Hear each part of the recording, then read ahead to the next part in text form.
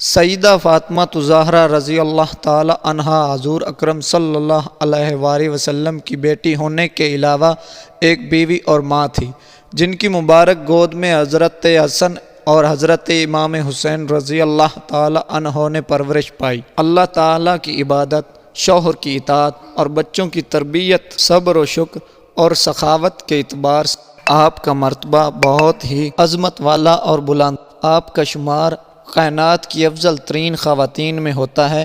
نبی پاک صلی اللہ علیہ وآلہ وسلم کو آپ سے بہت محبت تھی۔ جب آپ تشریف لاتی تو آپ صلی اللہ علیہ وآلہ وسلم کھڑے ہو جاتے، ان کا ہاتھ تھام لیتے، پیشانی کو بوسہ دیتے اور اپنی چادر مبارک ان کے لیے بچھا دیتے۔ رسول صلی اللہ علیہ وآلہ وسلم جب بھی سفر پر روانہ ہوتے تو سب سے آخر میں رخصتی کی اجازت لیتے، اور جب بھی سفر سے واپس آتے تو سب سے پہلے آپ رضی اللہ تعالی عنہا سے ملنے جاتے۔ خواتین و حضرات، یہ تمام باتیں آپ کے گوش گزار کرنے کا مطلب یہ ہے کہ تاکہ آپ کے علم میں ہو کہ آج ہم کس مقدس، کس معتبر اور کس معزز ہستی کے گھر کا ماڈل آپ کے ساتھ شیئر کرنے جا رہے ہیں۔ وہ ہستی جن کو زندگی میں ہی حضرت محمد مصطفیٰ صلی اللہ علیہ وآلہ وسلم نے جنت کی خواتین کا سردار کہا۔ اتنا بڑا مرتبہ پانے کے باوجود وہ زندگی میں کس طرح سادہ تھیں، کس قدر عاجزی اور انکساری کا پیکر تھیں، یہ آپ کو ان کے گھر کا حال دیکھ کر معلوم ہوگا۔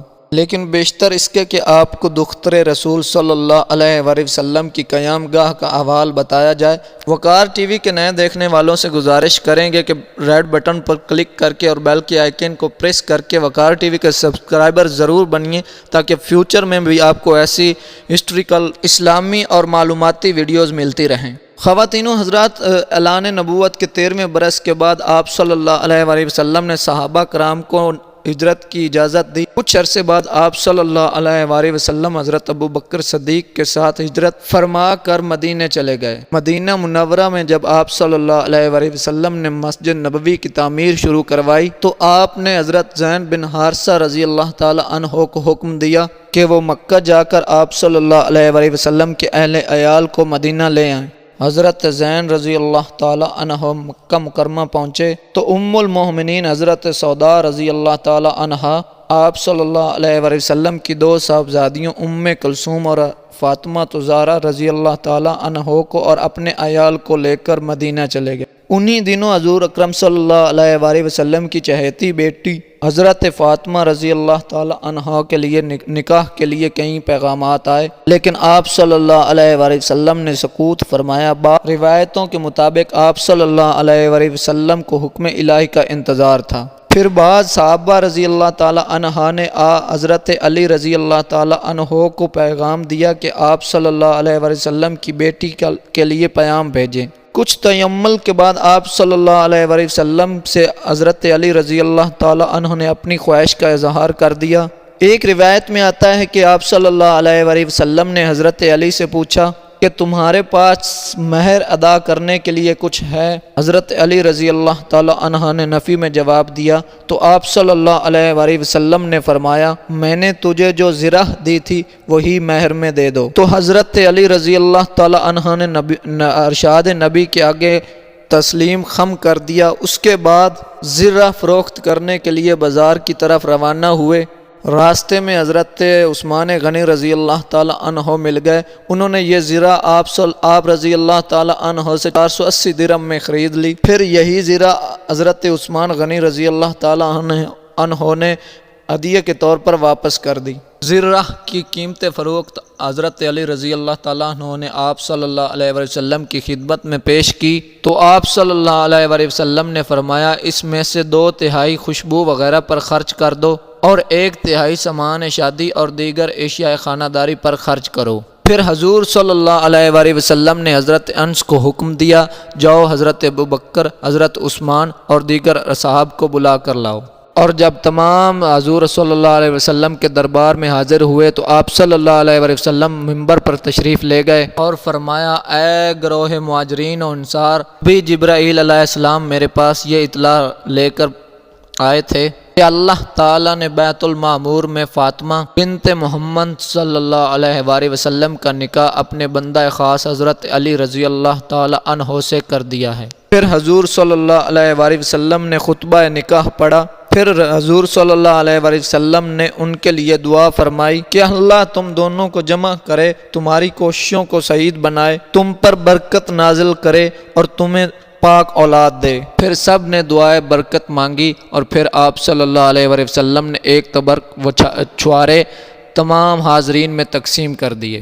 نبی کریم صلی اللہ علیہ وآلہ وسلم نے جو اپنی بیٹی کو جہیز سامان دیا، ایک بستر مصری کپڑے کا جس میں اون بھری ہوئی تھی، ایک نقشی پلنگ یا تخت، ایک چمڑے کا تکیہ جس میں کھجور کی چھال بھری ہوئی تھی، ایک مشکیزہ، 2 مٹی کے برتن جن میں پانی بھرا جا سکے، ایک چکی، ایک پیالہ، 2 چادریں، ایک جائے نماز اور 2 بازوان۔ شادی کے بعد حضور اکرم صلی اللہ علیہ وآلہ وسلم نے حضرت علی سے فرمایا کہ دعوت ولیمہ بھی ہونی چاہیے۔ مہر ادا کرنے کے بعد جو رقم بچ گئی تھی، حضرت علی نے اسی سے ولیمے کا انتظام کیا، اور حضرت اسماء رضی اللہ تعالی عنہا سے روایت ہے کہ یہ اس زمانے کا بہترین ولیمہ تھا۔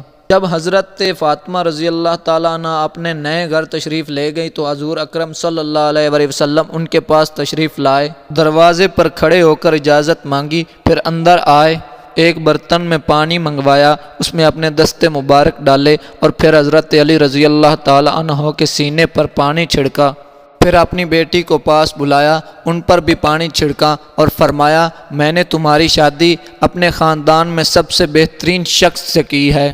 حضرت فاطمہ رضی اللہ تعالی عنہا کا گھر حضور اکرم صلی اللہ علیہ وآلہ وسلم کے مسکن سے کسی فاصلے پر تھا، آنے جانے میں تکلیف ہوتی تھی۔ ایک دن آپ صلی اللہ علیہ وآلہ وسلم نے فرمایا بیٹی مجھے اکثر تمہیں دیکھنے کو آنا پڑتا ہے، میں چاہتا ہوں تمہیں اپنے قریب بلا لوں۔ حضرت فاطمہ نے عرض کیا کہ آپ کے قرب و جوار میں حارثہ بن نعمان کے بہت سے مکانات ہیں، آپ ان سے کہیں وہ کوئی بھی مکان خالی کر دیں گے۔ حارثہ بن نعمان رضی اللہ تعالی عنہ ایک متبر انصاری تھے اور کئی مکانات کے مالک تھے۔ جب سے حضور اکرم صلی اللہ علیہ وآلہ وسلم مدینہ تشریف لائے تھے، وہ اپنے کئی مکانات یک کے بعد دیگرے حضور اکرم صلی اللہ علیہ وآلہ وسلم کی نظر کر چکے تھے۔ جب فاطمہ زہرا رضی اللہ تعالی عنہا نے آپ صلی اللہ علیہ وآلہ وسلم سے حارثہ بن نعمان کا ذکر کیا تو آپ صلی اللہ علیہ وآلہ وسلم نے فرمایا کہ مجھے اب حارثہ بن نعمان سے مکان مانگتے ہوئے شرم آتی ہے، کیونکہ وہ پہلے ہی اللہ اور اس کے رسول کی خوشنودی کے لیے کئی مکانات دے چکے ہیں۔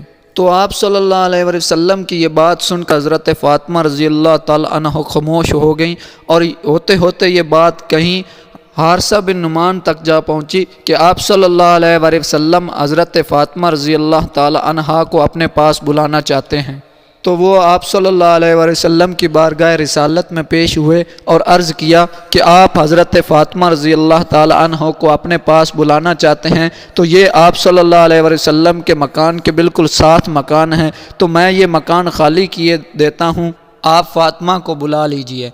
اے میرے آقا، میری جان و مال آپ صلی اللہ علیہ وآلہ وسلم پر قربان ہے، اللہ کی قسم جو چیز حضور اکرم صلی اللہ علیہ وآلہ وسلم مجھ سے لے لیں گے تو وہ چیز حضور اکرم صلی اللہ علیہ وآلہ وسلم کے پاس رہنا مجھے زیادہ عزیز ہوگا بنسبت اس کے کہ وہ میرے پاس رہے۔ تو آپ صلی اللہ علیہ وآلہ وسلم نے فرمایا کہ تم سچ کہتے ہو، اللہ آپ کو برکت دے۔ تو پھر آپ صلی اللہ علیہ وآلہ وسلم نے فاطمہ زہرا اور حضرت علی رضی اللہ تعالیٰ عنہ کے اپنے حارثہ بن نعمان کے گھر میں منتقل کر دیے، اور یہی وہ گھر تھا جس میں 2 جہاں کی شہزادی، جن کے جلیل و قدر والد شہنشاہ عرب بلکہ شہنشاہ 2 جہاں حضرت فاطمہ زہرا اس گھر میں دیندار ثابت ہوئیں۔ گھر کا تمام کام کاج خود کرتی تھیں، چکی پیستے پیستے ہاتھوں میں چھالے پڑ جاتے تھے، لیکن ان کے ماتھے پر بل نہ آتا تھا۔ گھر کے کاموں کے علاوہ وہ عبادت بھی کثرت سے کیا کرتی تھیں۔ روایت میں آتا ہے کہ آپ صلی اللہ علیہ وآلہ وسلم اس گھر میں رات کو تشریف لے گئے اور فرمایا تم جس چیز کے خواہش مند تھے اس سے بہتر ایک چیز تمہیں بتاتا ہوں، اور پھر سبحان اللہ، الحمدللہ اور اللہ اکبر کی تسبیحات عطا فرمائیں، اور ان تسبیحات کو آج بھی تسبیحات فاطمہ کے نام سے جانا جاتا ہے۔ اور خواتین و حضرات، یہ تھے اس کے گھر کے مناظر اور احوال جو آپ صلی اللہ علیہ وسلم کی بیٹی حضرت فاطمہ رضی اللہ تعالی عنہ نے جس گھر میں اپنی زندگی بسر کی تھی اور ایسے بسر کی کہ رہتی دنیا تک خواتین کے لیے کامل نمونہ ثابت ہوئی۔ امید کرتے ہیں کہ وقار ٹی وی کے یہ ایپیسوڈ آپ کو انفارمیٹیو لگی ہوگی۔ اگر آپ کے نالج میں اضافہ ہوا ہے تو ایک لائک کر کے فیس بک اور واٹس ایپ پر دوسرے لوگوں تک پہنچائیے، اور اگر ایسی معلوماتی اسلامی اور ہسٹوریکل ویڈیوز آپ کو فیوچر میں بھی چاہیے تو وقار ٹی وی کے سبسکرائبر ضرور بنیے۔ اس امید کے ساتھ آپ کو الوداع کہتے ہیں۔ دیکھتے اور سنتے رہیے وقار ٹی وی۔